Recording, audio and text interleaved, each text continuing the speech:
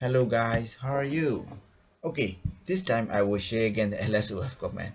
Okay, because of I realized that I'm previous video clip, right, how to check the network status using the LSOF command, right? Most of the user really interested. So that I want to know, I want to share some more about the LSOF command. So LSOF command is not only checking the network status, but also you can kill the process, you can check the process, you can check the opening directory, but all these things you can use the LSOF command. I think it's really useful, this command, and then most of the Linux user might not be know. Okay, maybe most of the user is already know. Okay, I'm not really sure. That command really powerful, you can do a lot of things. Okay, let's go and start checking the process ID number using the LSOF command. Okay, the command is quite easy. If you really like my video, you can like and subscribe the channel. I really appreciate your support. Okay, so the command is quite easy. -d-c, then you have to type the SSH. You want to check the process ID number based on the command name. Okay, based on the command name you want to check. Okay, then you have to type enter, then it will show currently SSH command using the 3 process ID number. Okay, I still remember there is another command you can check the process ID, ps-ef. Okay, then you have to grab the SSH, then you can see the process ID number also. Okay, I think that checking the LSOF command quite easier, and you can see only, if you want to see only the process ID number, I think you have to use the LSOF command.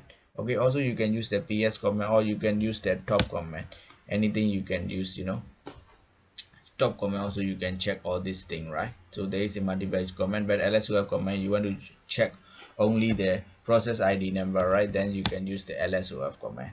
Okay, so let me refresh again, LSOF, then you have to type the process ID number, and then you have to type, for example, I want to check the Python. So currently Python process is running on the 4355. Go and check whether Python is running 4355. Okay, currently I'm using the Python web server.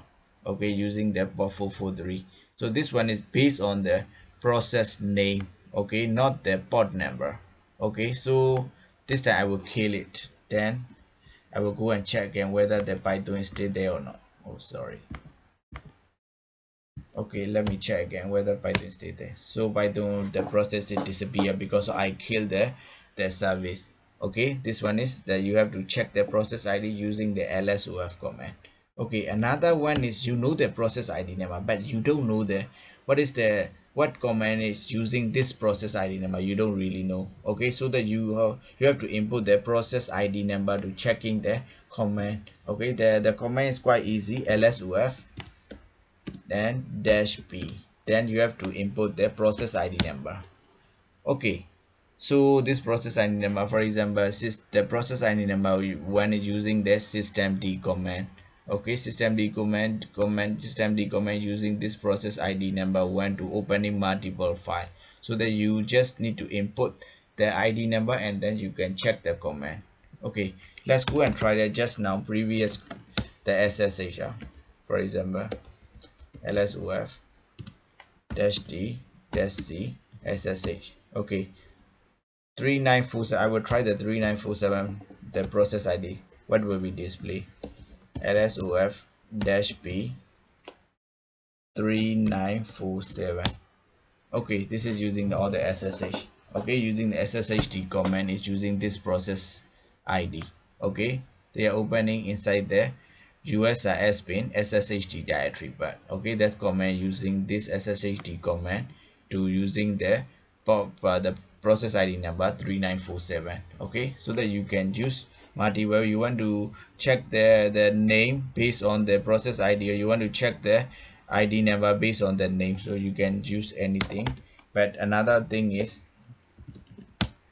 you can use the top command, right? Then you can use top commands, keep changing on the top of this based on the CPU and memory usage. Okay, so keep changing. You cannot verify, hey, what process ID is currently using a lot of this CPU and memory process. Okay, so you have to know the process ID number. For example, I want to check the container, so this container is keep changing the CPU usage and memory usage. Okay, sometimes it disappears, sometimes go back to the top and then go back to down, so every time changing the container service. So but I remember the container process ID number is 677, so I go and check inside the LSOF command. Sorry, LSOF prompt six. What is the 677 currently using? Okay, let's go and check first. Okay, sorry, not this one.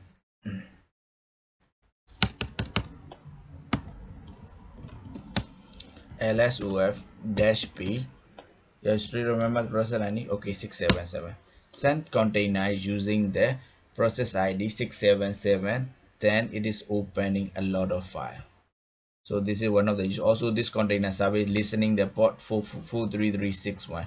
So it will show all this process ID using opening port, listening port, and then opening file, everything related with the process ID number 677. So that if you know process ID 677, you can find which command is currently using port number, what file is currently opening using that command, also opening the port number, everything you can use there.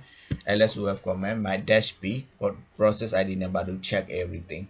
Okay, so another one is you can check the opening directory by using the LSOF command. They say to move the plus small d and or plus capital D. Based on if you're using the capital D, right, it will be recursive all the folder but and show that currently which file are opening inside the var log directory, but it will show all the recursively. Okay, then you can see inside the var log directory, inside the journal, there is another journal folder, and then that file is currently opening. Okay, all these files are currently opening because of we using the plus t directory. It's a recursive to go through inside the var log all the directory from the parents to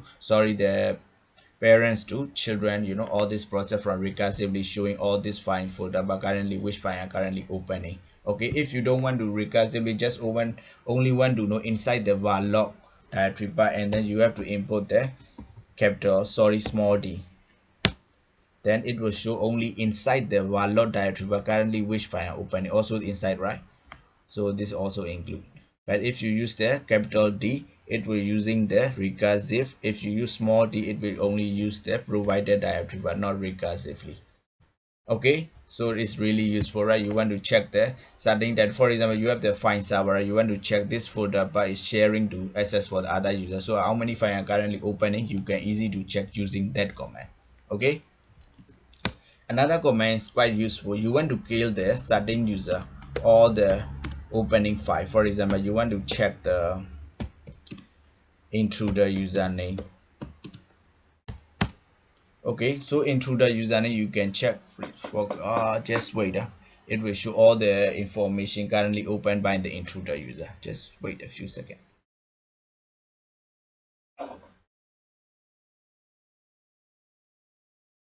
Oh, might take time.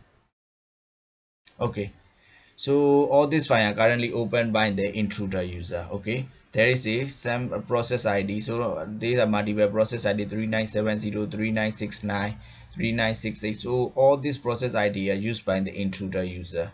Okay, so I'm not don't want to see the root user. Okay, only the intruder user. So I want to kill all this intruder user opening file and process ID. So the comments, I don't want to use the multiple time to kill one by one this process. I don't want to kill like this. I want to kill all by one shot. Okay, get rid of everything by one shot. So command is quite easy.